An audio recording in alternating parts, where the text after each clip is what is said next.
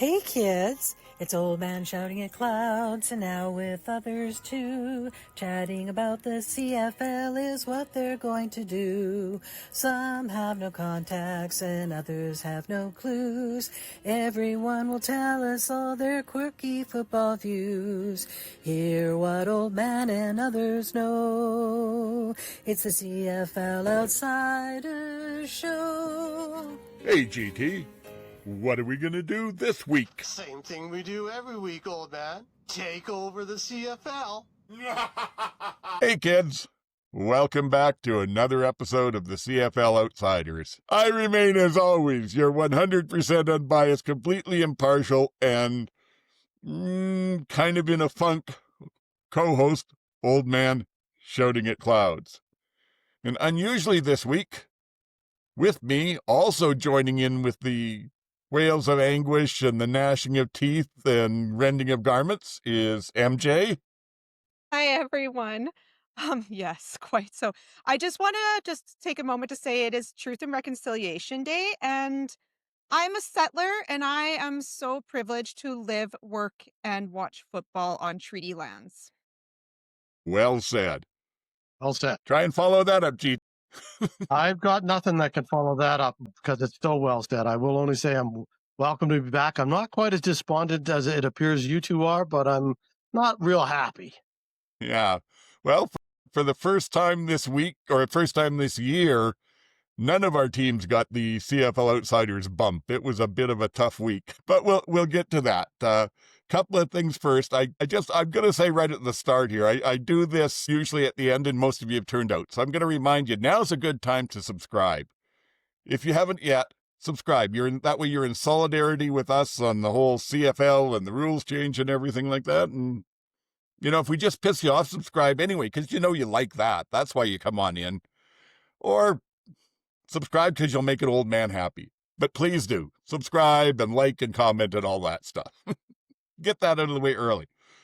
But we also have, this is from last week, and it's more sad news. Unfortunately, we learned late last week that the new owner, the year owner of the Edmonton Elk, Larry Thompson, passed away. I'm told it was complications after surgery. He was 65 years of age, and we, of course, want to join the rest of the CFL community in sending out our condolences and best vibes, best thoughts to the Thompson family, their friends, the Elks organization. 65 is far too young to pass. And I guess the best thing that can be said is it was obvious that he was a lifelong lover of the Edmonton football organization. And I'm glad he got a year there running it. Anything else to add, or?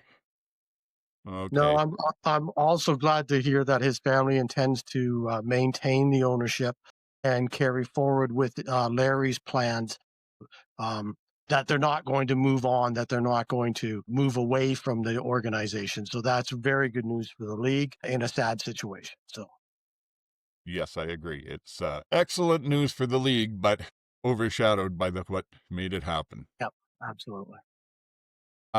I'll move on quickly.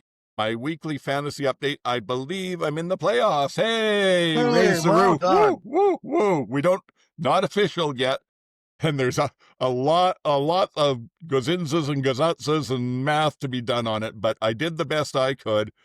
And I believe there's the top 8 make the playoffs. I was hanging on to 8. I think I jumped up to 7th this week. Nice. So no idea who I'll be playing in the first round, but fingers crossed, unless there was major point adjustments by the CFL or I got something wrong, I think we're in. And I did that with 98.5 points, which was not bad. I was over Cooper Trooper 42, who I think is Ryan Coop out of Canadian Football Countdown. He's usually very good, and he was only 93.6. So not bad for me. I managed to be smart about picking Nathan and Hatcher with him. In fact, we had, when I looked at it afterwards, Cooper Trooper and I had 3 different players. The rest we'd all picked the same, so it really came down to just which one of those players did the best, and I think going with Jake Herslow, Jumpin' Jake, helped me. How about the two of you? Teams this week? No, I didn't play this week. I Okay. had 107.6 points. My gosh, look at you. You guys are just starting up and thumping me. Who did I have? Congratulations. Well, I had Rourke as my captain. I figured out how to do captains this week. And I had, who else got me lots of points? I had Bell, I had Philpott, I had Smith. I kind of went on the Ticats. I thought they were gonna. Yeah. Yeah. Kind of made mockery of what I said last week about I always in doubt go back to Bo because he always performs. Yeah. I went with the Yeah, Canadian. yeah. Well, hey, it was that kind of week. Nobody really blew up anywhere, so it was a matter of making up your points wherever you could. That's why again, a score over 100 is pretty good. I don't think many people were getting up over about 130 this week. All right, and next up the agenda here. Few mistakes last week, so it's mea culpa time. We're sorry, so sorry. This one's on me. I mistakenly called Rod Smith, right? That's who it is. I'm apologizing for the Yep. proper. I mistakenly called Rod Smith Rod Peterson, so Rod Peterson, I'm sorry. I would also like to apologize to the Rouge for anything I said about it because after listening to all of my American friends and American podcasters who talked about CFL and how much they love the Rouge, I actually felt quite bad that I had said anything negative about it. Well, anything from you this week, GT, or were you good?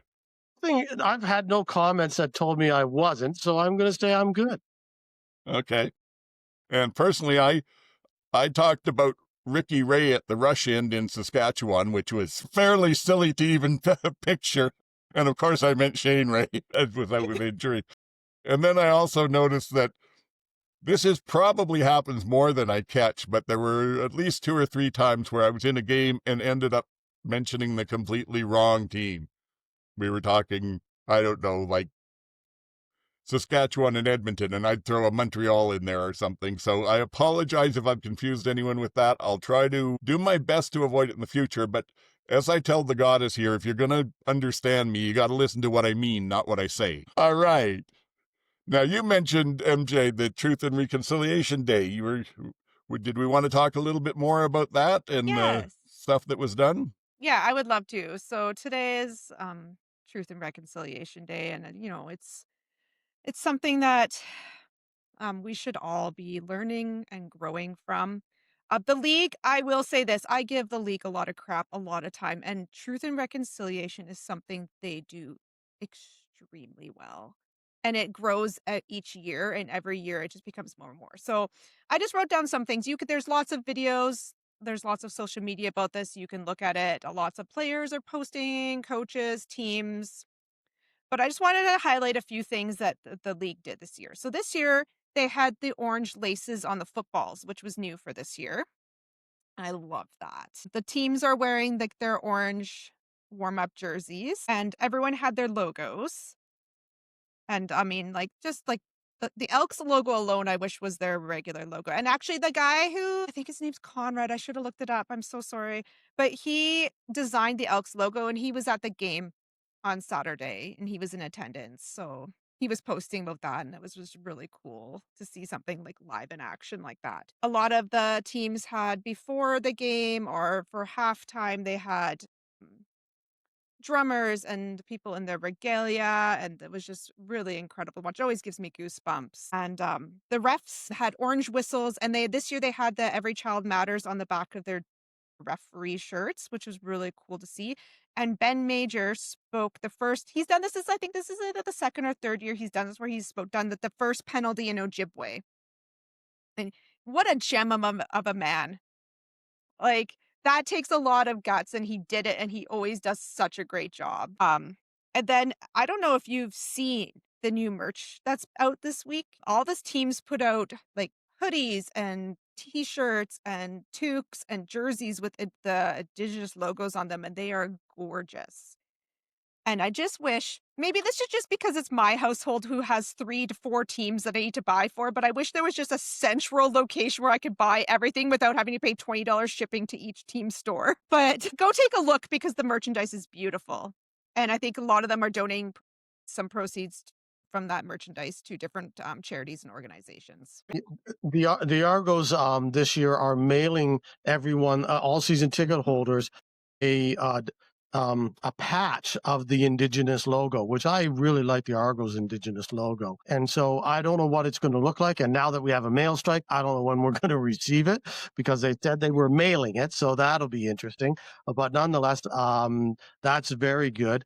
I wish that the two things about the shipping that you mentioned, MJ. Number one is absolutely the CFL should have a central spot that you can buy merch from. It's another thing that's not hard to fix, and they should have fixed a long time ago, just so that you don't have to pay $20 for each thing. And then I wish there was one t-shirt with all the logos on it, or the complete league-wide logos across the back or across the front. And they don't have to be huge, just enough that you could fit all 9, and then, some central CFL logo in Indigenous kind of lettering or whatever below it would be terrific. And I would have one of those for sure. And lastly, just on a Truth and Reconciliation Day, as a day, I know there are still some people that for some reason don't feel like we need a day. And I have always said, since we decided to do this day, which I believe is a great idea and the government made the right decision, I just think they timed it wrong. If I was the government, I would have done it on Victoria Day. I would have just scrapped Victoria Day and made it Truth and Reconciliation. If you really want to get rid of something, you really want to say something, get rid of a dead queen that was the leader of most of the time that we had the biggest issues in this country and across the British Empire, and make that Truth and Reconciliation Day instead of yet another day that's what I don't agree with. We didn't need another day. We should have just made it instead of Victoria Day. But that's my 2 cents. Yes, and I can go along with that. I think it would have been a powerful statement. Frankly, from where I'm sitting, it didn't make a difference. But for those folks who still work for a living, they may want that extra day off during the year. Who knows? Well, not everyone gets it. And unfortunately, like most holidays, it's a day off that nobody pays attention to. It's the same reason I really don't want Remembrance Day to become a national holiday, because then no one pays attention to it at all. It's just another day off. And so I would rather it be a day that is recognized and is separate and is something that we do talk about, not just forget about and name it after a case of beer. Yeah, I agree. I went a little lighthearted with that, and perhaps I shouldn't have. But no, I do agree. Yeah, I'm glad they did it. Anything that adds more punch to that message is great. And as far as the CFL went, I think you covered off most of it, except for the fact that, they do a great job. And my opinion, there's probably 4 of maybe 5 of the logos that I almost would like to see better than their everyday ones, because those are really fantastic. And then the other thing that I did notice was, again, the Bombers brought down, I think it was about 2,000 families, kids, and that, gave them a full session. And the Grand Chief was on the broadcast talking about, for a lot of them, it's the first time they'd ever been into a big city at all, even. So that experience just has to be incredible. And applause to the CFL for what they do there. I haven't been shy about saying they've disappointed me some in the last few years, but that is a fantastic initiative. And the Bombers consistently hit it out of the park. They are just above and beyond. Like, that organization deserves a lot of props. And speaking of good organizations, the other thing that came out on the weekend, in counterpoint to the Argos, who are going to only play 3 home games next year because of the World Cup, the Lions are also in that situation for 2 of their games, and they've opted to play them in the province of BC. So I should have had the dates here. I don't, but look it up if you're in BC and close by here, or you want to get tickets. We'll definitely be doing that for the Kelowna game, but they're going to do 1 in Kelowna and 1 in Langford. Two in Kelowna. Are they doing 2 in Kelowna now? I'd heard 1. They're going to play Edmonton and Calgary in Kelowna. Well, thank you for that. See, I'm close by, and I'd only heard the 1, so that's good. My only concern there is I don't know how they're going to set up and shuttle people in, because they're playing at the Apple Bowl. The Apple Bowl seats are right now about 2,500, maybe 3,000, and they say they're going to bump that up to about 20,000. But the parking for it doesn't support what Mar Doman can do, though. Yes. Sky's the limit. Sky's the limit with him. I'm not Yes. concerned at all. No, I'm not either, but it is the one wrinkle in it because the parking lot that supports the Apple Bowl probably supports about 150 cars. So if they're bringing 20,000 people in, they're going to have to do some serious negotiating with the city, and I imagine they'll probably find a drop-off point on the west side and north of town and that for vehicles, and then just bus people in. That's kind of what they did at Touchdown Atlantic. So thank you, 2 games. Hey, even better. And sorry, who did you say they were playing? Edmonton and Calgary. Well, that's going to be a tough choice. I think they're hoping that some Maybe people I'll go to from both. Alberta will also come out for those games. Yeah, I'll see how how it looks like, what the interest is like. In some ways, I hate to go to both and cut somebody else out of getting a chance to see one, but I'll figure that out. We're going to at least one. Okay, before you get yourself in trouble and have to do another mea culpa next week, Toronto is not playing only 3 home games next week or next year, as you said. They're playing 3 games on the road that they're calling home games. So there are 3 Thank you. games on the road: Saskatchewan, Hamilton, and Winnipeg, as Winnipeg. we talked about, and they're calling those home games. But yes, so they're both have 3 games away from their stadiums. BC's just done a much better job of locating those 3 games. So Thank you. Honestly, this keep announcement me this on the week makes MLSE look silly. yes, it does. They look so silly. I think they forgot they had a team and then scrambled. Yes. Yeah. No, yes, I know. Anyway, what else did we have here? Oh, I imagine you're probably best positioned to give us your take on this, GT. They would say a big trade between the Stamps and the Red Blacks this week. Absolutely. It was a big trade, actually. It solves a lot of, well, I don't know if it solves, but it certainly improves the Stampeders' defensive line, which has been a big issue in the last 3 games. And because between Hutchins and Flormalade both being injured at various times, it's shown that they needed, both of those players and both of those positions to be better. Certainly, Lorenzo Malden has been an all-star twice, led the league in sacks with 18 the first year he was in Ottawa. And yeah, he's declined a bit, but it was interesting today in his interview post-practice, his first practice in Calgary. He said he just didn't fit in the scheme that they're running in Ottawa now. So he feels like, that was the issue, not the fact that he's lost an edge. So we'll see how he fits in the Calgary scheme. But certainly he's it's a good trade, and they gave up a 4th round and pick in the 2026 draft, so it didn't cost them a lot. And yeah, I think it's a good deal for the Stampeders. And I don't know what that says about what the Red Blacks are thinking now. They justified it by saying they have a young player that they want to get younger, but it's a weird time to get younger at this point of the season, unless you're already saying it doesn't matter. So that may be the message. I laughed when I saw this because we had talked about how nobody was sellers, and I was like, I'm like, the Red Blacks are sellers now. Yes, they are. And go ahead, MJ. no, that Sorry, just makes me wonder if the Argos are next to be selling. So we'll see. Yeah, possibly. Given the field goal kicking this weekend, there may be a few people wanting to talk about Hiralahu. But no, I agree. I think it was a great trade. It's obvious that loss of Orimolade has really impacted how teams are able to block up the Calgary front and has made them less effectual. But if Lorenzo can go in there and give even 3/4 of the push they get out of Orimolade and command some double teams, it should help put them back on track. And the other side of it that I heard is, frankly, we're at a point where we've got 4 games left, I think, for everybody in the season, and then he's a free agent. And it doesn't look like they're making the playoffs, so if the Red Blacks can get something out of him, rather than just losing him on the market, they may as well.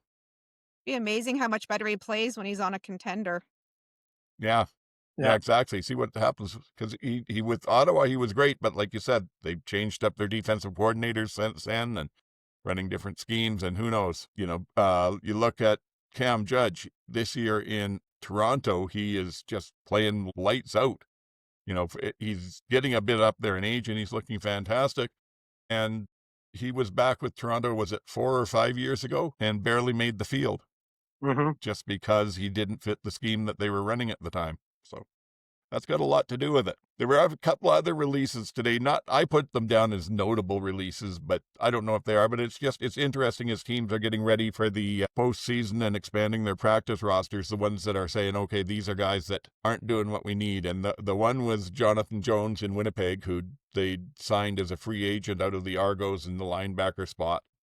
Haven't needed him much this year. And then the other one was Kosionyeka out of Saskatchewan. And he'd been playing the last couple of games as safety because Lacombo and Ford were both out, and he did not look good in that game this weekend. So I think that was where they decided time to cut the losses there. So I find those notable coming up this time of the year.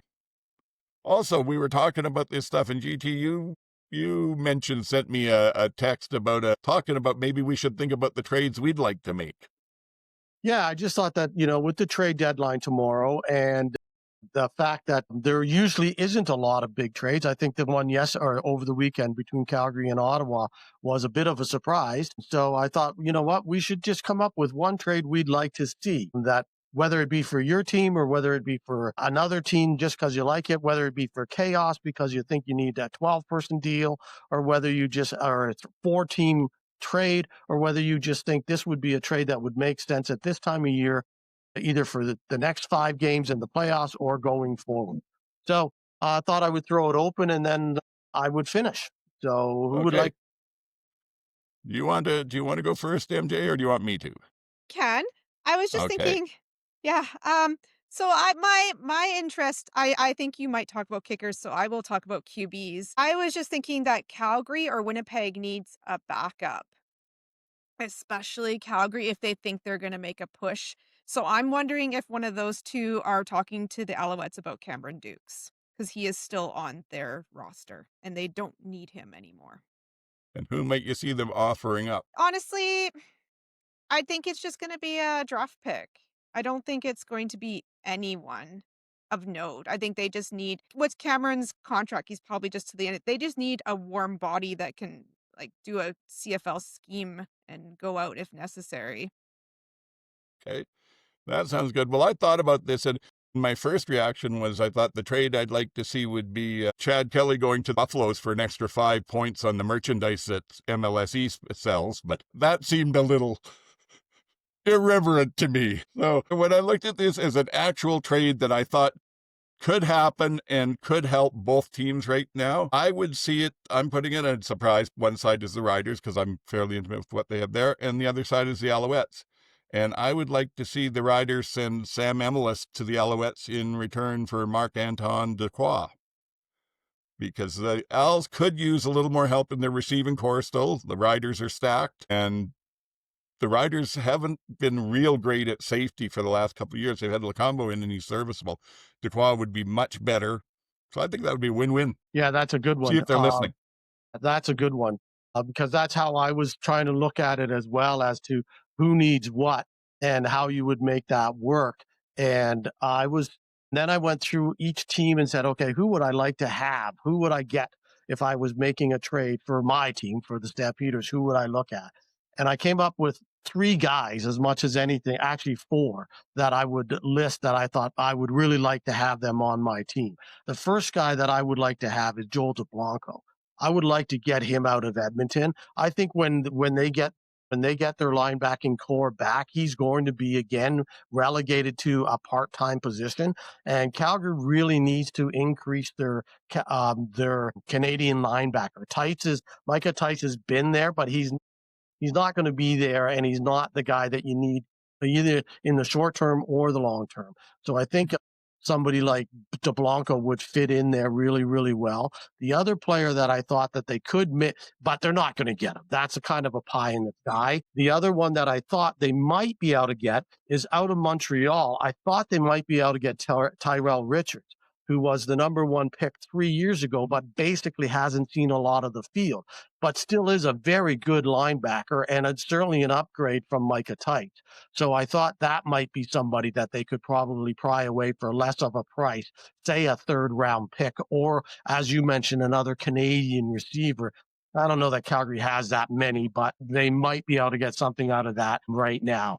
The 2 other guys that I thought were basically are also untouchable, but would fit in really well. I'd love to get Evan Holma somehow out of Winnipeg. Yeah. I just think he's such a tremendous defensive back. I'd love to get, I'd like to really get, because again, we need defensive linemen. I'd like to get Baldwin-Otto out of Saskatchewan. I don't think that's completely unattainable, but I do think it would cost you a lot because he is a global impact player. So it would cost you, even though Saskatchewan's really deep and they on the defensive line. And lastly, the guy that for the futures that I would like to get is I'd really like to somehow get Tucker Horn out of Toronto as the quarterback going forward. I was raving about him in the preseason, and I still like him a lot. And I really think he has potential more than what they've got there right now going forward. So that's another one that I think, I don't think he's available, but I would like to get. So the one that's probably mostly available is Tyrell Richards. And I don't think you would have to give up much more than, say, a third round pick at this. I would think so, maybe lower even. Yeah. I mean, you look at this. Malden went for a fourth round. Even VA wasn't a first round, was he? It was. Yeah, no, it was technically a first round pick, but because of the way the draft went, it fell into the second round. Yeah, So, second round. right. So that, and then they've got all the weirdness going. But yes. Right. I remember that whole thing about, the BCO overpaying stuff. Yeah. Well, that makes sense. And I got to tell you. No one's getting the Riders a kicker? Nah. Nothing to worry about. Fine. This is. Yeah.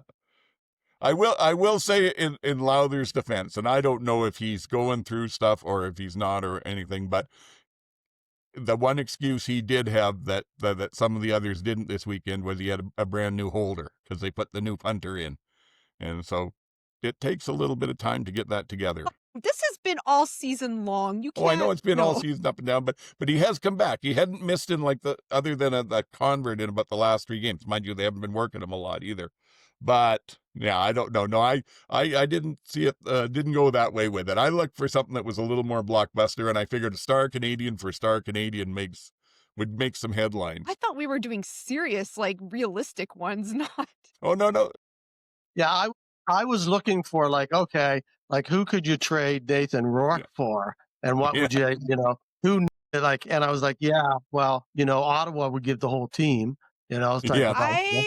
I wonder what Ottawa would give to have Trey Ford on their team, so Eugene and Trey could be back together. Not much. I think Not Trey. much. I think the bloom's off that rose a lot. Yeah, he'd probably be so happy. Although I was thinking this weekend, Trey's living his best life in Edmonton. He never gets hit. He's just going to games. He's getting paid a lot, running his Airbnb, hanging out with his brother, posting Instagram stories of his daughter every day. Just having a great time in Edmonton. I think Trey needs to more worry about how much he's going to get paid next year, let alone where he's going to play next year. Yeah. Because he's not making the money next year that he's making this year. Yeah. No, that is definitely true. Hopefully he's salted some away.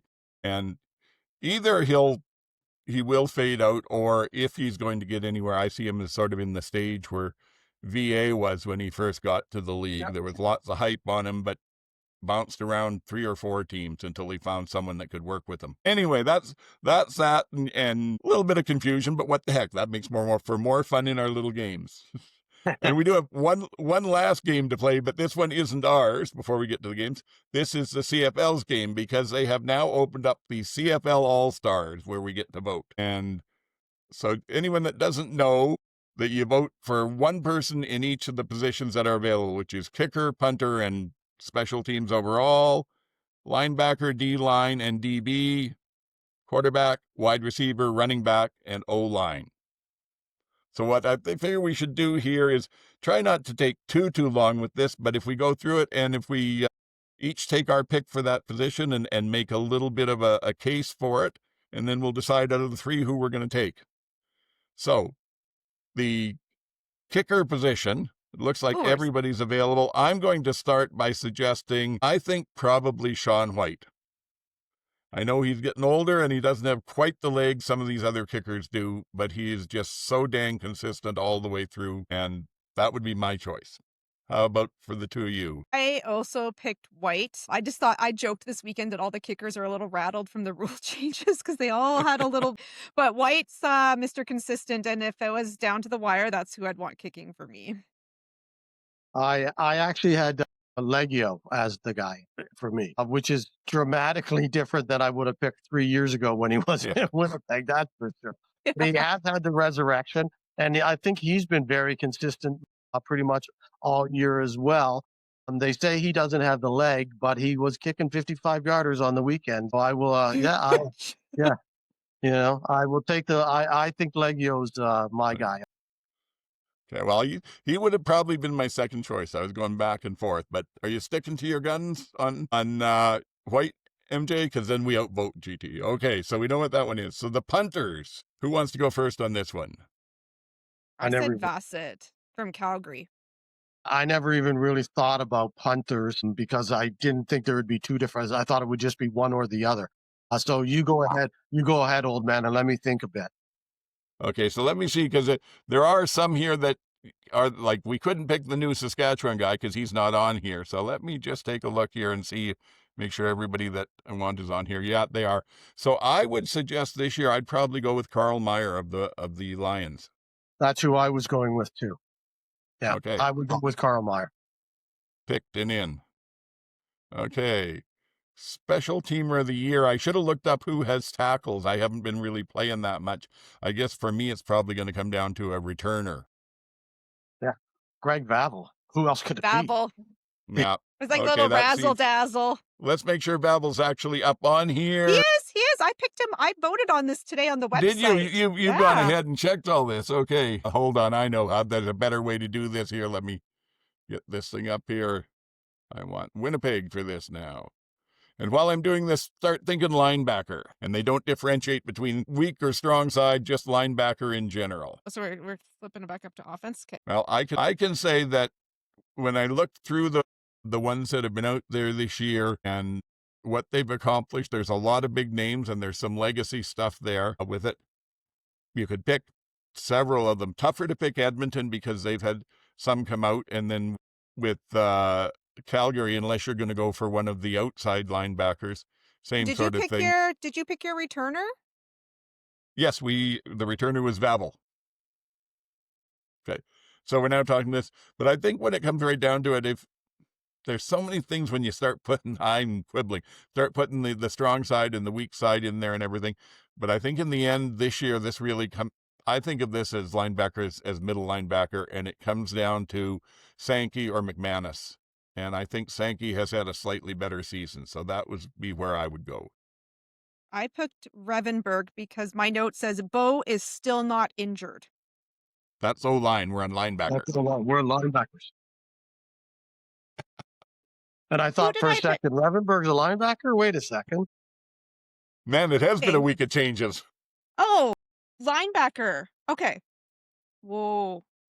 Oh, no. Where's my notes? Okay. Go first. So I didn't have this on my list at all when I went by position groups. It's not one of the ones that I picked, but off the top of my head, I'm going to go off the board and be a little bit of a homer, but I think Roberts would be my pick in Calgary. I think he's had a tremendous year. I think he's again, a guy that's really stepped up and has proven himself and sort of come out of nowhere and has, even with the weakness in their other positions in the linebacking core, after Markel Lee got injured, I think that he's really stepped up and made that linebacking core still significant. So that's who I'm going to take.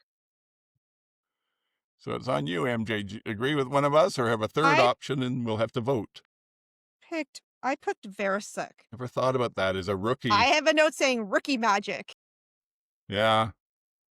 And he has played really well. Yes. Sorry, GT, I'm jumping over with MJ. We're going to go Verasek. Okay.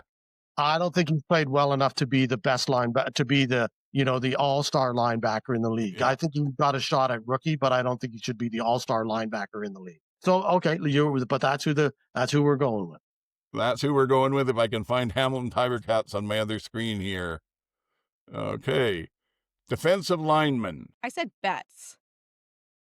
The way he's come on lately, maybe, yeah. I don't think that there's a real question in this year. There's a lot of good linemen, but I think Hutchings is the way he's played is. Hutchins is the Yeah. guy that I had on mine list too. The way he started out the year, the way he just controlled that line and the drop off in the one game he wasn't there, just shows that I think he's the player. Okay. And Betts has been great in the last 3 games, but I don't think he had a great start to the season. So No. I wouldn't give him again. That's the reason I didn't go for him. How about you, MJ? Oh, you Well, I said said- already. You said yeah. Betts. Yeah, sorry. My brain ain't working the way that it should. So now we're on to the defensive backs. DB. Okay. I had Casatonis.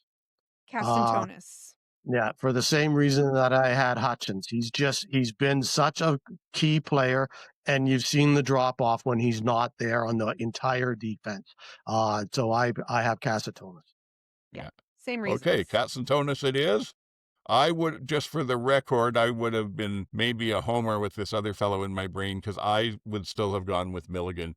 He's, despite giving up a touchdown this weekend, he's had another hell of a season. Anyway, I thought he was injured for a little bit too. Was he not early in the middle of the season? Didn't he miss a couple of games? I don't think Or so. am I I think he's mistaken? been good. Yeah, the other one you could talk about out of Saskatchewan would be Campbell, who has missed a couple of games, but I think he's leading the league in interceptions right now. Yeah, and I tried to take games played and injuries into the account on all of my picks. So sounds and good. I looked at Milligan, but I thought he'd been injured. I guess I'm mistaken. So, but I still think Casatonis has just been more important to his team this year. So I would pick Casatonis. Yeah, I can't argue with that. I have to give you that. And like I said, I could be wrong too. I think Milligan missed like half of a game, was injured late in the second half, or late in the second quarter, or early in the third, and was out for that, but came back the following week. I think we'd have to check. Anyway, offensive lineman. Okay, this is why I say Revenberg. Bo has not been injured yet. Yeah. This is a tough one to pick. All right. My argument is this. I'm going with Fortin in Calgary. As a rookie, he started every single game at center. He's not been injured. Their sack rate has been really low. They stay along the offensive line. The center is the captain. He has to call all the plays. He has to keep on track of all the defenses. He has to do all that stuff. As a rookie, that's an incredible position to be in. So that's the reason I'm going with him. And in fact, he's going to be my Rookie of the Year candidate for Calgary when it comes to All-Stars too. Okay. Well, one of us is going to have to give on this one because, again, this maybe sounds like a homer pick, but I've been watching the games and I've seen what Hardrick's been doing all year and what a difference it's made having him in there as opposed to last year when he was out. And that's basically what my argument is that when he's in there, the running game works. He's good against the pass, but he just brings so much intangibles in leadership and the enthusiasm he brings and everything like that. So we'll throw it up there and then we may have to first vote, but is anybody willing to change over any of those right off the start? I don't super care, so I'm happy to jump over to GT's pick. Okay, so then we go to 410. And I wouldn't jump over to yours, old man, only because I don't like Hardrick the way he's played. I thought he's been cheap and chippy all year. Okay, let's see. Let me find Calgary here. Okay, 410. That brings us to running back. There's a lot of good running backs this year, but I think there's still an obvious choice if you ask me. I don't think anyone touches what Brady does out there. He's just so bloody consistent. He's always moving forward. He's never stopped, or I can probably count on fingers of one hand, the number of times I've seen him stop behind the line. And even if he's hit at the 1 or 2, he gets 4. So I don't think there's anybody that's matching up to him. I had James Butler. And to be honest with you, I just thought he's had a tremendous year. He's had a bounce back year after a couple of bad years in Hamilton. And he's a receiver as well as a blocker, as well as a runner. And he's just an overall threat. So I had James Butler as my pick. I had Mills/Brady because I couldn't pick. So then Brady it is. And Brady it is. And I don't have a big issue with going with Brady. So Yeah. On all of these, I struggle with, I can make cases for a few players, as you should be able to in professional football. And I know Brady's not leading the league anymore, but as you said, with Butler, well, and and some others, he picks up a lot of stuff out of the backfield. He's been half of Winnipeg's offense in some games this year. He's got the biggest impact.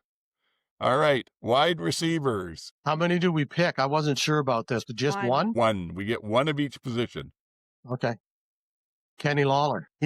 Even when he has a bad game like he did on the weekend, he still has a bad game because they're triple covering him. Yes. And when they're not triple covering him, he's having a great game. And early on, before they figured out you had to triple cover him, he was running amok. So I still think he's the best receiver in the league. And it may be the coverages that are getting on him, but he has, I feel like in the last while he's dropped off in some. I mean, he makes these catches that are supposed to be uncatchable and they're spectacular, but he's stopped making some of those now, which makes me kind of wonder a bit. And I think to me the best receiver this year is someone who's kind of snuck along and he gets mentioned with the top, but nobody says, oh, look, this is the leading wide receiver in the league in Keon Hatcher. And he's been reliable, and maybe not the touchdowns that Lawler's got, but he's been reliable and open far more than, as I say, he's 7-11. He's open all night. I had Herslow. That's another good one. But again, 4 or 5 games makes it harder for me to. Or I was gonna say Hardy as well, because he's that lone bright star on the Red Blacks this year. Yeah, and I've been championing Hardy all year, so I'm with you. I'll just go back and Herslow. I'm with Oldman. Unfortunately, he's not. That's where the lack of he just wasn't playing the first half of the season, so I don't think he can be amnesia. I have amnesia from the first half of the season. I feel like it was forever ago. What have you done lately? Gosh. Yeah, and I think Keon's Hatcher's had a tremendous year as well. Again, I just think he doesn't affect the game the way that Lawler affects the other team's defense overall, and how they have to do. So how they talked about it on the weekend with Keandre Smith, and just said that he's getting all of those passes because Lawler's getting sucking up all the deep guys, and that's the reason he's had all those passes in the middle that he's turned into touchdowns and so on. So that would be the reason I go for Lawler still over a guy like Hatcher. Yeah. Is your value in the threat of you or in the actuality of you, or a little bit of both? Well, I'll give Kenny the fact that he does have both, but given that you've been championing Hardy and you said maybe Hardy, and I could live with Hardy, how about if we go with him? So we're going to go with Hardy? Wow. Okay. Sometimes it's compromise. Yeah. Someone in Ottawa's happy. Yeah. One person. Yeah. Hey, well, at this point, let's see, we have 2 Tiger Cats, 2 Lions, 2 Bombers, 2 Stampeders, and a Red Black. So we don't have the Alouettes, the Argos,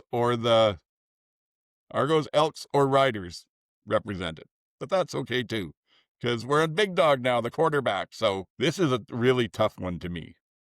Yeah, it was, it's only tough for me because I hate to make the pick. Not because he probably deserves it, but just because I hate to make the pick. And that's, of course, I've got to go for Trevor Harris. He's the only quarterback that's been consistent all year and missed one game and has not had, other than maybe on the weekend where I don't know what he was doing, not had the big swings. Like Bo has had a better year, but had the big swings up and down. And I haven't seen that from Harris. So, as I say, I'm not a fan. I'm not a believer, but right now, if I would have to give him the nod. Yeah. How about you, MJ? Well, if I have amnesia, I'm going to pick Rourke. I think he's coming along really nice. If I'm going to go overall, I don't think Bo's playing well lately, but I think overall he's probably played one of the best yeah, he's playing really well. So that's who I'd pick for overall. But I think Nathan's coming in hot for the last little bit here. Yeah, and see, what keeps me away from Nathan is that he's looked great the last 3 games, but it's took a while. And so if you're looking at consistent across the season, and then if you go from that knocks a lot of other quarterbacks out of contention just because of all the injuries that we've got this year. Well, yeah. So, even, and VA would be in there, but he's had a few tough games of this lately. So it really, to me, it comes down to Bo and Harris, and they both had some off outings, but I think overall Harris has been more consistent and more steady. So, okay, Harris is that. So we get a rider in there. What do you know? Good. Okay, where's my save button now? Vote now. There we go. And you know what? Apparently we could have done that again because you're allowed to vote 3 times, but we're not going to. So next week we pick the B team. Yeah. Yeah. And then the practice squad. What? All righty. Okay, so maybe we should do a team. Maybe we should do an injured team. Yeah. Injury All team. All the best players that are currently on the various teams' injury list. Yeah, on the injured list, or have spent a good chunk of time on it. Have been 6 games or something. Yeah. You have to be on the 6-game list, not just on the 1 game. You have to be on every team's 6-game list currently. I think that would be a fun. Yeah, maybe we Next do that. week. Let's think about it. Yes. All righty. So that takes us though into the actual games and what happened this weekend. And I gotta say, I think I posted on Blue Sky. To me, the weekend was a bit of a dud up until about 4 minutes into the second half of the very last game between the Riders and the Elks, and then it got exciting. But the other 3 games, I honestly felt like halfway through the second quarter, I knew who was going to win them. And BC and Toronto ended up being a little bit close, but it just never felt like it was going to go anywhere. So let's start with the first one, which was Calgary went into Montreal and got beat. Montreal 38, Calgary 20. You want to tell us about this, GT? Well, 2 things. The offense couldn't stay on the field and the defense couldn't get off the field. And that pretty much sums up the Calgary game. On the Montreal side, Davis Alexander came back and was hot as a pistol and looked like the guy again that we all said he was going to be early in the year. And the reason that Montreal all of a sudden is now back in contention, not only for first place, but for the Grey Cup, like we talked about early in the year. So I wouldn't be surprised at all if they're both in first place in the East and in the Grey Cup, like we talked about earlier in the year. I would also like to talk about one thing, and it may sound like homerism on this part, but I thought the officiating over the weekend in all games was not great. And I thought in this game in particular, it was horrible from penalties that got called against Calgary. I thought Calgary got robbed at least 3 times on penalties that were ridiculous, absolutely ridiculous. There was one, let me see, bad call on the roughing the passer to find Bailey Scott went in, perfectly timed that on a blitz that was coming from out of the nowhere and just perfectly timed it, went low to avoid a helmet to helmet, and then Alexander ducks and ends up getting a slight knock on the head because there's no way that Scott could stop. And that becomes a roughing the passer that becomes a first down instead of a huge sack. And that was just atrocious. Even at the halftime, the panel said it was a bad call and they need to fix that type of thing. So that one just ticked me off. Is that when Dave got caught on the hot mic? I missed that part. Yeah, I think that was when they were just letting Dave just rant away on the hot mic. Yeah, well, he had a right to be angry. That's one, to me, that this year they said the rule is it's not roughing the passer if there's mitigating circumstances. And I got to agree with you, GT. Alexander bent basically in half, bent double. His helmet was at his knee level. Yeah. You couldn't have hit him without either hitting his helmet or below the knees. So and then VA got his helmet ripped off, and that wasn't a penalty. That's the second. So don't talk about it's not just a penalty. Plus, they called the play dead, so he couldn't even get the first down. Then they didn't give him the yardage, which would have been the first down. And then they didn't call a penalty on it when he got his helmet ripped off. So how can it not? when he was still behind the line of scrimmage. On top of that, not when he was already past the line of scrimmage and was a runner. He was still a quarterback behind the line of scrimmage. That was equally ridiculous. See, yeah. So this makes Well- me think that VA's not top tier quarterback in the replay center's mind Yeah. anymore. Yeah. Yeah, well, there is that, but I'll let you rant again, GT. But I'm going to disagree on this one, because what I saw on that play is that it wasn't I didn't see anything that was a direct hit to the head. If you're going to call the Divine Scott penalty, then the one to VA should have been a penalty if it's anywhere near to something like that. But I think under the way the rule's written, that got called right in that it wasn't an actual hit to the head. The helmet was kind of pulled up and lifted off as the play was going along, and at that point you got to whistle it dead for player How safety. did it get lifted off of his head? That's a hit to the head. Exactly. How did it get Well, lifted off? You can How only does get your lifted off helmet if just you hit come his head. off? Yeah, That but was that's the what I'm point. saying, though. Hand or helmet or body part had to have pumped that off of his head. It Yeah, just didn't fly off. Yeah, Exactly. and that's what I'm saying, though, that yeah, you could call for it, but I don't have a problem with that not being called, because there are, frankly, if you watch the game closely, there are a lot of times when the quarterback's head gets brushed or nudged, and unless it's challenged, doesn't get called. So it's just, I think that personally, I think they've gone too much the other way, that stuff where it's any touch of the helmet is off of that. And if you're that worried about it, like I said before, do guardian caps, but just This a is difference fair. of how we see it. Oh wait, yeah, no, that's a whole different thing. I don't disagree with you that they are going a little bit too much on it, but the reality is, given the way the plays are called now, when someone's helmet gets taken off, 2 weeks ago, the entire province of Saskatchewan was about to burn down the rest of the country because of AJ Ouellette getting his helmet ripped off. It's the same thing. There was no penalty then. There should have been a penalty there. That was a complete face mask, but we didn't get to see how that happened on the weekend. But it was certainly, it was behind the line of scrimmage, and as MJ said, your helmet doesn't come off by itself. So somebody took it off. And so therefore, and I can understand why they stopped the play. I'm just saying that should have been a penalty. There should have been a penalty called on that. And then later on, the third instance was Mac was clearly out of bounds on that long catch. His foot was clearly on the line, and the official on the broadcast, you could hear the sideline officials as they came close. The one official said, "I got nothing. I couldn't see it," in other words. I got nothing.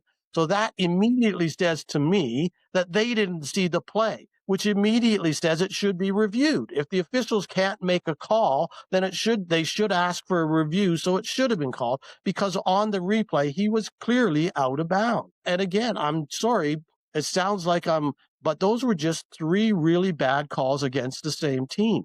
And it shouldn't happen. It shouldn't have happened. Did it impact the game score? Probably not, because Calgary wasn't playing well. But nonetheless, it certainly didn't help that they had 3 really, really bad calls go against. Okay. Also, the stadium miking in this stadium is wild.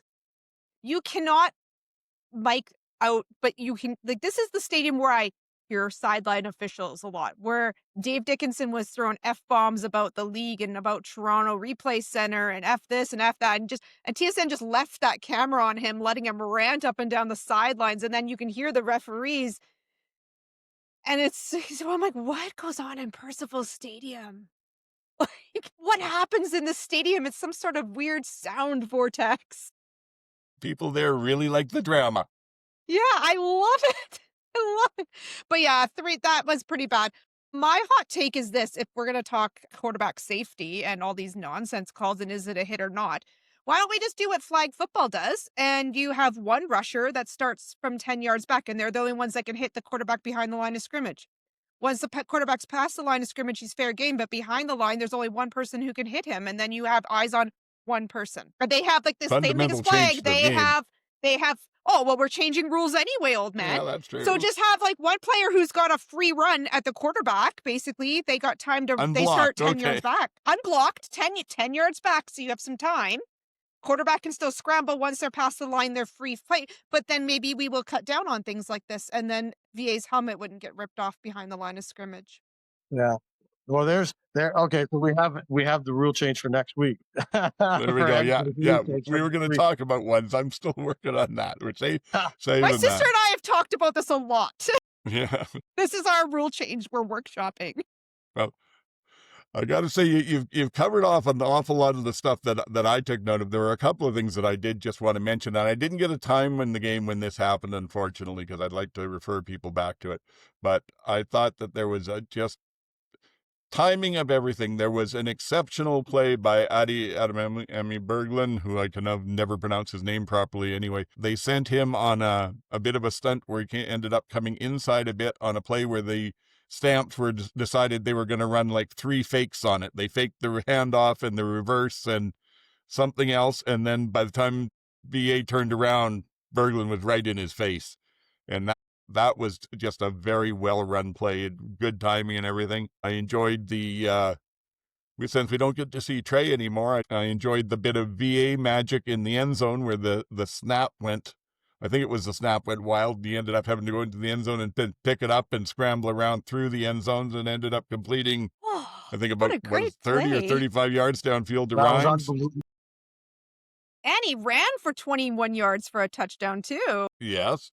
Yeah. Yes, Where it looked like everybody's waiting for him to slide. It looked like every single defender thought he was going to go down, and he just juked him and kept going. Yep. So that was Yeah, and the other only couple of things, Maltos, strangely enough, who's been very good, was 3 for 5, so not a good weekend for kickers. And hey, Jason Moss made a great challenge too. He actually trusted his eyes and went for something that was there rather than something he wished was there. So congratulations, Coach. Anything else? And to counterpoint my complete homerism, I will say that I did think Philpott was offside on his touchdown. I thought he was offside fairly large, and they let him get away with it. But then right on the next Montreal touchdown, I thought that Rambo was offside. So I thought it just balanced each other on both of their touchdowns. I thought they were both offside by a couple of yards, but whatever. It's hard to tell from television sometimes. Yeah, it is. I remember they used to joke about it, and I sometimes get a chance to see some of the old games. And Ray Elgard, they talked about that. 2 yards offside every play. Yeah. You'd swear it was, but never got called. I don't know how. It's just amazing. Anyway, I'm going to jump on to... No, I just want to talk about Davis Alexander. I just want to talk about his triumphant return. A lot of his teammates came in. They were wearing their white tank tops. They all wore their white tank tops together. That. And this guy, there was no rust on him, huh? In it to win it. And I just laughed because he got that roughing call. And I'm like, what did he say? What was happening? I wish they'd shown that.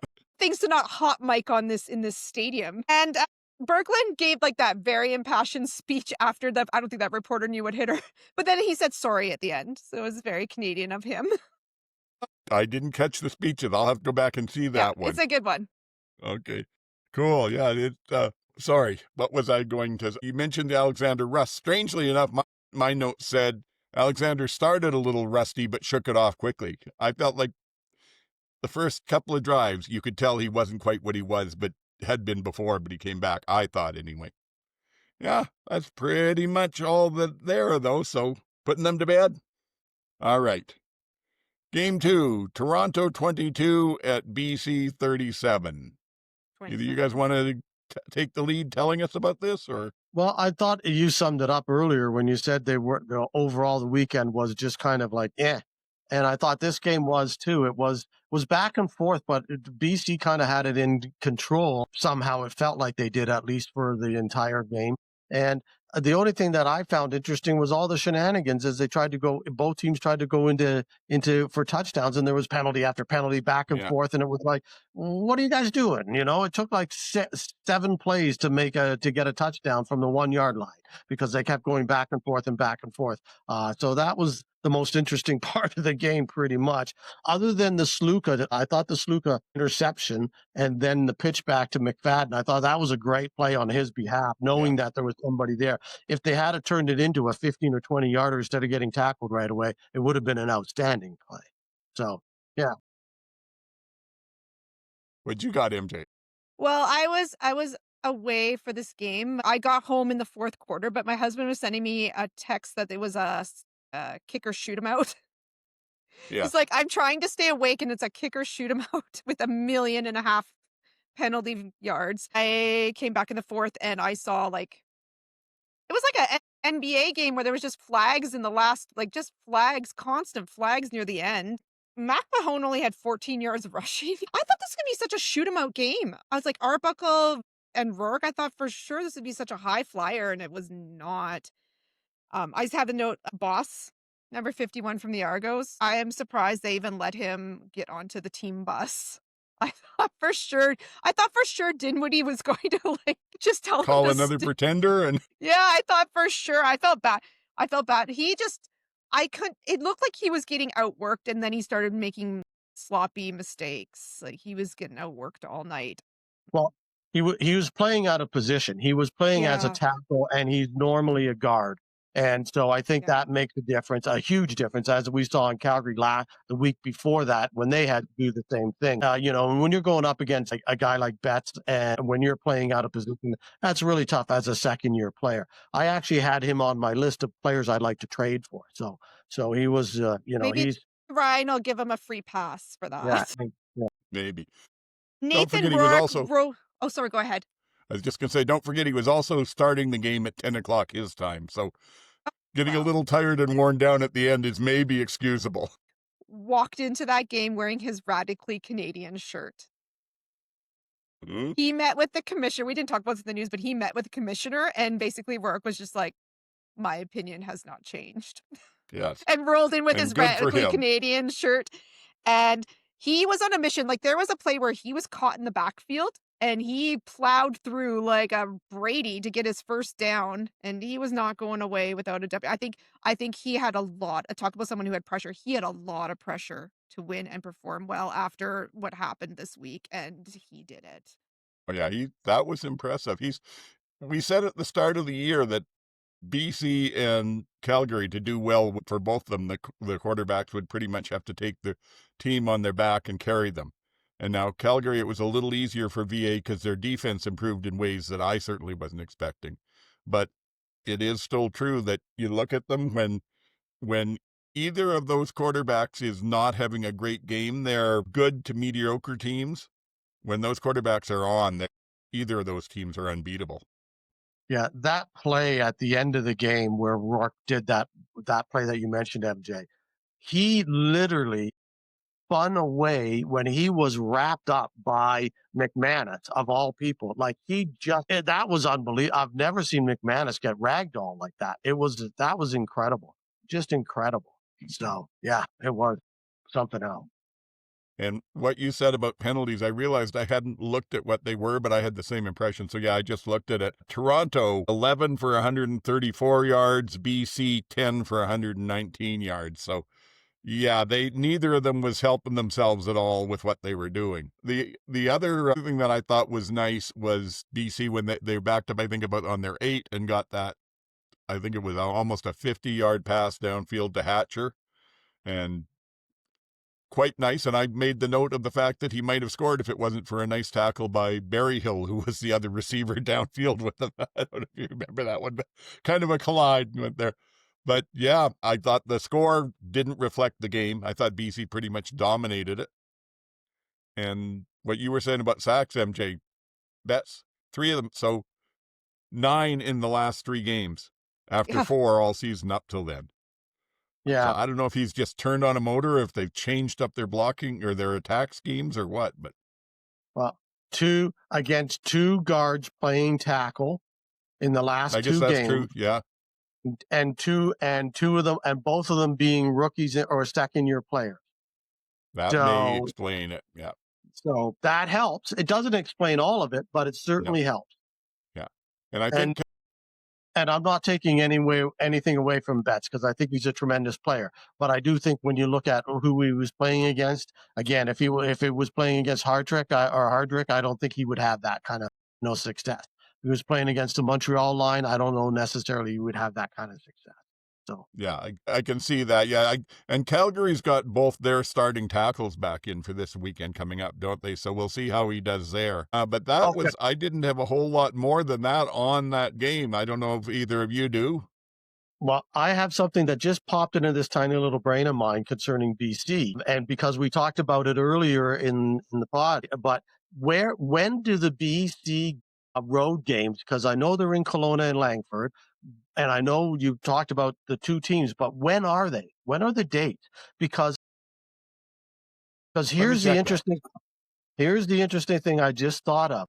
Is one of them, because of the timing of the World Cup, is one of them technically going to be BC's first home game? That's a good question.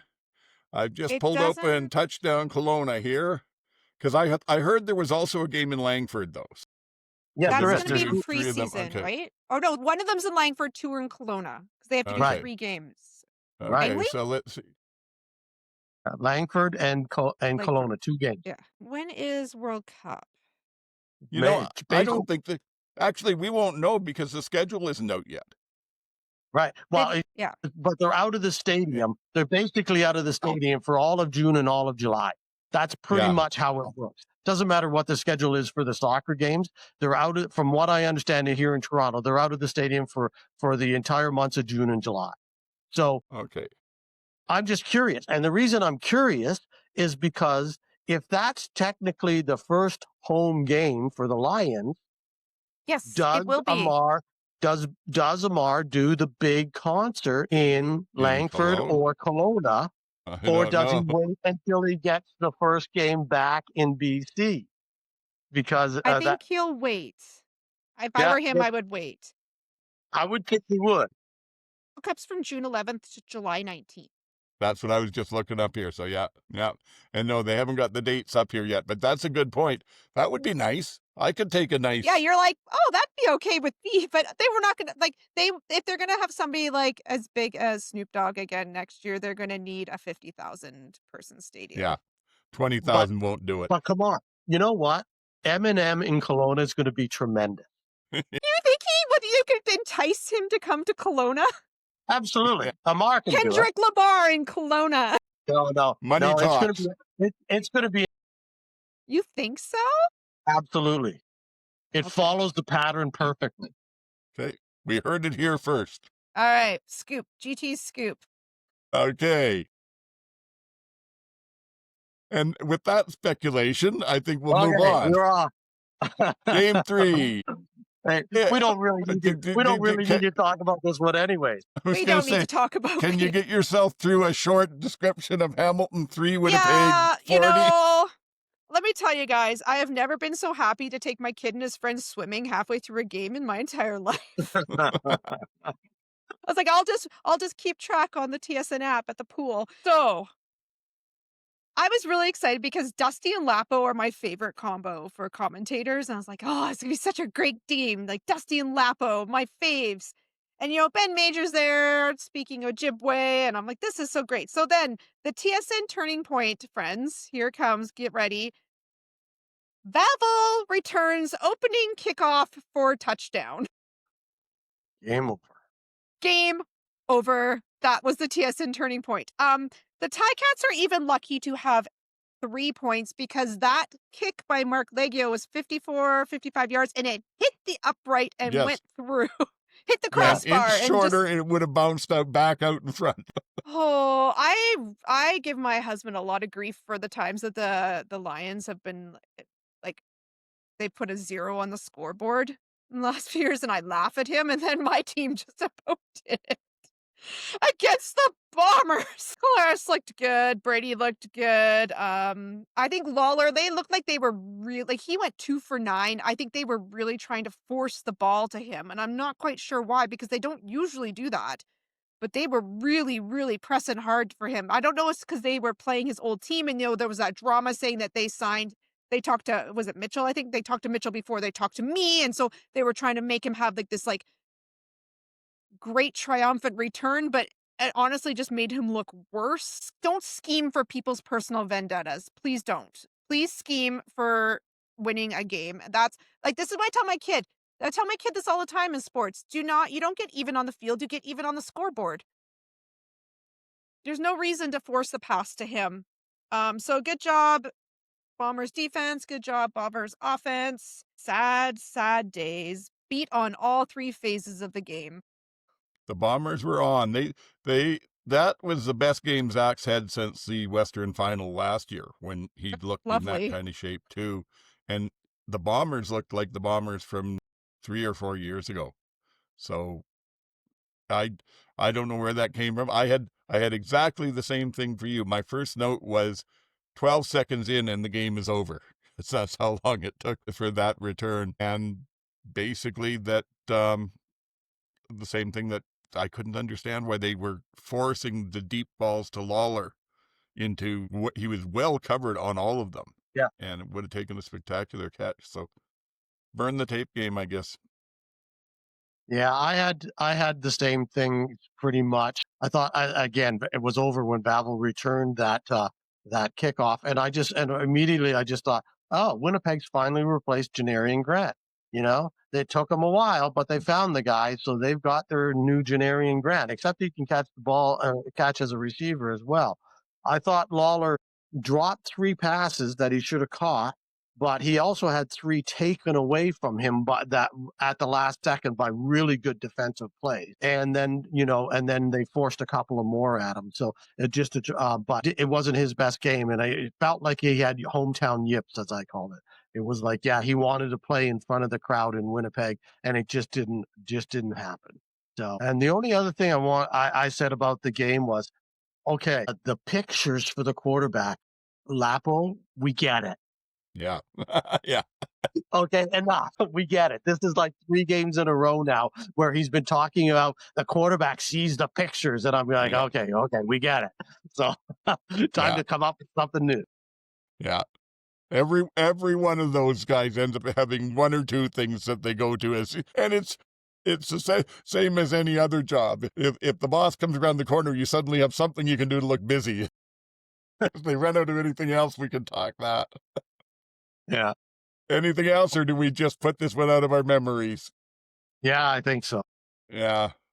And then so the last game was Saskatchewan going into Edmonton, and I thought Edmonton was doing better. I still thought Saskatchewan would win this one, probably better than a field goal anyway. I thought that in some ways they played well. You mentioned Baldonado. He had a hell of a game in starting with Ray out. I don't know if either of you have ever seen it before. The first Saskatchewan drive, we got to see a quarterback throw 2 interceptions on the same drive. That was bizarre.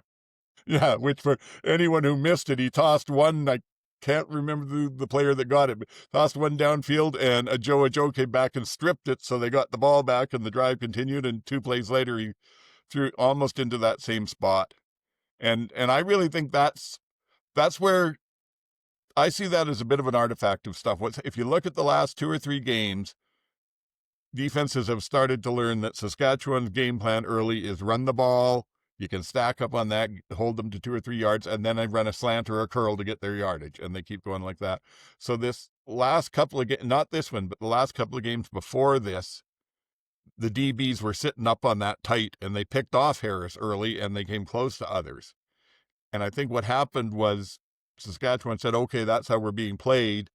So they changed, and they came out and they didn't start running the ball, and they tried to go to the intermediate throws right away. And the Edmonton linebackers were not playing tight. They had a good drop, and Harris twice didn't have a great game and threw it straight into coverage twice for that.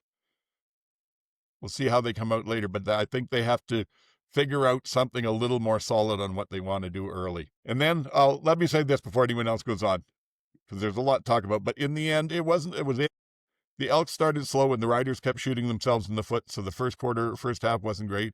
Then we got into the second half, and it started picking up. And Edmonton got themselves a good lead.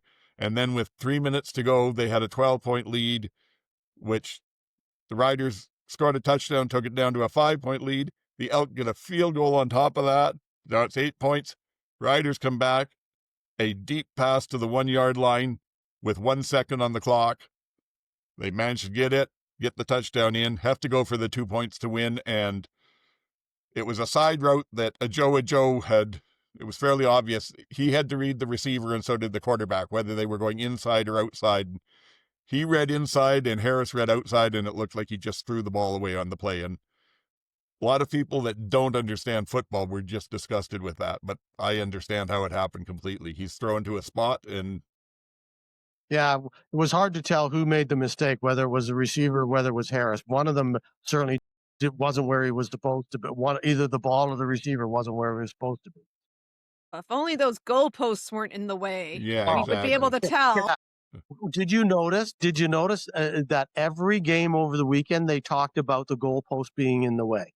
For the Yes. first time this year, it's never been a topic all year, and all of a sudden this weekend, every single game they talked about the goalpost being in the way. Unbelievable. As an aside, I can't remember what game it was, but Kate was joking about how they're going to 4 analysts instead of 3, and they all were joking about it. And I was like, yeah, you guys, you know what? This is like not actually very funny, and a lot of people are really hurt and upset, and it's not. Please don't joke about this yet. It's not. that was not in great taste. The other thing I noticed is, maybe it's just me and maybe it's the bias, but I felt like there was less of the sort of ubiquitous crowd shots between plays and stuff. And I wondered how much that had to do with the fact that there's this group of concerned fans that were advocating what they called a blackout, which was, don't boycott the team, but go to the game wearing either a black shirt or tape over your CFL logos on the shirts. And something like that would have been, I think, fairly good to see, but there weren't a lot of crowd shots. Two thoughts on that. That's in poor taste to do on Truth and Reconciliation weekend, so I guess maybe, yeah. save it. Second, I'm wondering, because I forgot to talk about this in the Montreal game, but there's a lot of reports about people's signs being confiscated at the gates in BC and in Montreal.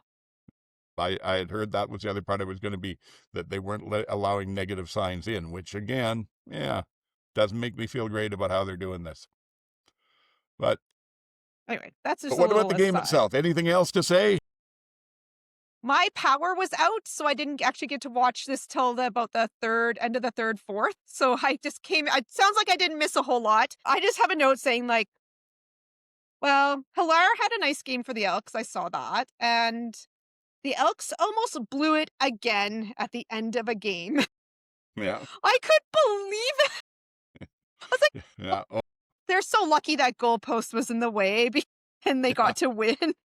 Yes. Because I couldn't. They just let the Riders just march down that field. Like, just ridiculous. I said at the end of the game, I couldn't even be mad about them losing, because that was about at least 15 minutes of fantastic football. And I called it. My little Fitbit heart rate monitor did go off in that last 3 minutes. Yeah. Warning, your heart rate seems unusually high and you appear to be immobile. They left 6 points on the field because Lawler missed 2 field goals. Yep, that's true too. And I think he missed like a 1 or 2 converts as well, I think. No, I don't think he missed converts at all. But at least 6 points are on the ground. And I was so worried about Edmonton's kicking game at the beginning of the year, and it should have been the Riders I was worried about. Yeah, I have to agree with that. And the other thing is, the Edmonton O-line held up better this time. There was only 3 sacks for the Riders, and that's low for that team. One of my notes was, word for word, Elks O-line still sucks. I thought they were bad. I thought they were bad. They had 3 sacks, but I thought there was a lot of pressure over the game. So I just thought Saskatchewan did everything to give the game away. I mean, they were bound, as I put it, they were bound and determined not to score. They did. Yeah. Like, they got all the way down to the 15 after those ridiculousness on that first drive. They got all the way down to the 15 and then fumbled, and Edmonton got the ball back. It was just like, then they missed the field goal. Then it was like, come on, they're doing everything they can not to score. And then it was, so I just thought it was bizarro. The other thing I noticed early, and then it was like, Ajo on that play where he came back to knock the ball out of the guy's hand. I said, how is he able to be dressed like that? Where's that jersey's not, the way he's wearing it, that should be a penalty, or he should be fined for jersey infraction, uniform infraction. And then I noticed as they came back in the third quarter, he had it fixed. So somebody must have spoken to him about it, which was interesting. I didn't see that. What was going on with his jersey? Well, He had his wears abs stout. Yeah, he had his jersey just below his pad, so his abs Oh, it's were just showing. flashing the abs? Yeah. Yeah, Oh, The way Wilder well, used to do in Edmonton. sad I Yeah. missed it. yeah, and you're not allowed to do that anymore. Anyways, I thought the last 3.5 minutes, the 4 minutes were exciting. Once they said there's two down, they're down by 12 with 4 minutes left, and you never know. And all of a sudden, that 4 minutes was tremendously exciting. The rest of the game was not great. That's how I viewed it. But there was that weird turnover as well, where the Riders got a turnover, but it was whistled dead, so there was no TD. No. But they still got the ball. Yeah. I couldn't figure out how that worked. And they didn't do a great job on television to me explaining it. They just kind of said, oh, that's the way it works. I was like, okay, so help me understand. How does it work with the balls? If the ball's dead, then it can't be a turnover. And if it's a turnover, then the ball shouldn't have been whistled dead. Yeah, So exactly. are they saying they whistled it after the turnover? So they got turned over, then they whistled it, so then he wouldn't have been able to run with it. I think that's how I kind of figured it, but it didn't make sense. I agree. But it was what you said. The ball was out. He scooped it up, and as he started to run towards the goal line, the sideline official blew the play dead, which was a mistake on the official's part. But again, so why doesn't, and they reviewed it, so why doesn't the review say that's a mistake, touchdown? Does Yeah. the It should have whistle been. override review? yes, The replay center? because once the whistle's gone, players are supposed to stop playing. So you can't say, well, it would have been a touchdown because maybe they would have caught him and tackled him. All that they do, it's the same as when VA's helmet came off there, whether you agree with the penalty or not. If there's not a penalty when his helmet came off, they have to whistle the play dead right there. This was in error. They shouldn't have whistled it dead, but when they did, you can't advance any yards from there. So, like you said, it was questionable officiating in all the games. Yeah, there was strange things. Because here's another one that I questioned. Speaking of helmets, excuse me, in the Winnipeg game, there was a clear example of a player on Winnipeg's defense, helmet coming off and still following the play and going in to make the tackle in the scrum, and no whistle and no penalty. I saw that too, and no penalty for it. I saw that too, and after what happened the other night, after what happened on Friday, needless to say, I was not impressed. Is this because they went to NFL referee school, or what's going on? I don't know. I think it's just everybody makes mistakes on them. It was just a rough weekend for officiating. Maybe they're upset about rule changes. They're all rattled too. Yeah, exactly. And the thing is, if you look around, if you go on some of the different fan sites that are out there, subreddits and stuff like that, just about every team is complaining about the fact that, the refs cost us that game, or the refs made it a lot harder for us. And you can make the cases from a lot of sides. But when I coached, my coach said this to me in the first place, and I coached it on. And that's the fact that if you've let the game be close enough that the refs can decide it with a call one way or the other, you haven't done your job. Just go out and win. Don't leave it in play for them to do. So absolutely, I'm okay with that. Yeah. Like I said, and I would characterize the game a bit different than you did, GT. I said this last one. To me, it was up to half. It was about the same as the others. It picked up speed in that second half and got to be a better game. But if it had gone on that way and maybe Saskatchewan got one garbage time touchdown and it ended, then I would have said the whole weekend was a dud. It was very much that last 4 or 5 minutes, not just that the Riders came back, but that the Elk fought them off and got the field goal they needed to keep the lead. And again, on the Riders sites, a lot of fans going, we got robbed with these calls, and we didn't lose that, or the Elk didn't win that game, we lost it, we gave it away. The Elk get full measure for that score, for winning that. Yeah, they earned that. They made the big path when I didn't think they could, and they made it twice, right? And so they did what they needed to do. But I will say the Riders did a really good job of holding Rankin in check for most of the game. And again, it shows that if you can hold him in check, that offense is not the same. And so I called it in the Labor Day games. You just put normally you put a spy on your quarterback. I would just put a spy on him. I would just put a spy on him. I think he'll beat you long before Cody will beat you. So I have to agree with you. And I have to say, in some ways, I'm kind of proud of how Coach Mace handled the loss, because when I didn't hear all the stuff with him, the bit that I did hear, he stayed his sort of positive stuff. But unlike Dinwiddie, who earlier in the season was losing things and ranting and talking about the fact there's pretenders in the building and calling out the team, there was none of that from Mace. But today, the safety who made all the mistakes isn't with the team anymore. So it's not a matter of saying what you're going to do. It's just going out there and quietly doing it. And that impresses me. Anything else? Are we done? We're done with all the games. Hey. Okay, so let's see. That means we got only 3 games next week to talk about. Friday night. 1 game on Friday night. Saskatchewan at Ottawa. I've got to pick Saskatchewan. I feel bad about it. Ottawa plays them good, but I've got to take them.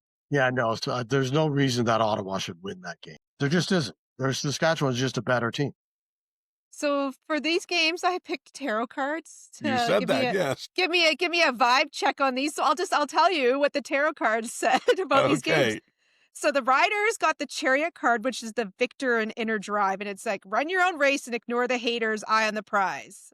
The Red Blacks got a reversed Hangman, which just says like they're putting in a lot of effort and not seeing a return on that effort. So Riders. Careful, you might get me believing in this stuff. So I take it you and the tarot pick Riders? Yes. Okay, then. Game 2, Hamilton at Toronto. All right. Yeah. Go ahead, GT. Yeah, this is a tough one, only because one team needs it really bad and one team needs to rebound. So which team is able to do, which team is able to get it done? This is a real tough one. This is a really tough one. I'm going to go with Toronto. I am going to go with Toronto. No, you know what? No, I'm not. I'm going with Hamilton. I think Hamilton will rebound. Yeah, well, I'm going with him. I'll jump in because I have a feeling who MJ may take, and I'm going to be the contrarian. I think that Toronto, despite what happened in BC, overall the last few weeks, Toronto's been playing better. And it's in Toronto, so I'm going to pick them. All right.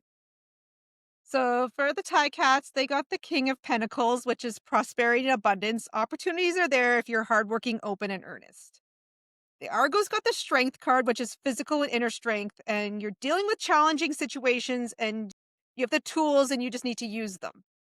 This kind of washed out. I pulled another card and it was the Wheel of Fortune card, so anyone's guess. It just really confirmed the first 2 cards. So it agreed with us. Yeah, it was just like these. This is just like. So I'll just pick the Ticats. Okay, I can't wait for the cards on this last one because this is another one that's I honestly don't know. Calgary in BC, the second game on Saturday. Do you want to wait for the cards, or do you want to? Yeah, let the cards go first. All right, sure, go. Let the cards go. Okay, so the stamps got the star reversed. And so I wrote actually quite a lot because this was a very telling card and I think it really shows kind of what's going on there. So this is the kind of overarching theme is uninspired and in the dark and adrift. And they've lost sight of the path. You say you were feeling inspired and now you feel overwhelmed by the tasks at hand. It's a test of faith to see how far you're willing to go to overcome and see the vision through and like persevere through the darkness. And the Lions got the Death card reversed. So theirs is fear, uncertainty, and I think this one's for Rourke, though. I think it's a Rourke specific. It's like resisting change. It's like certainty's giving off a false sense of security, and accept change and move forward. You'll be surprised to see what's next. So, yeah.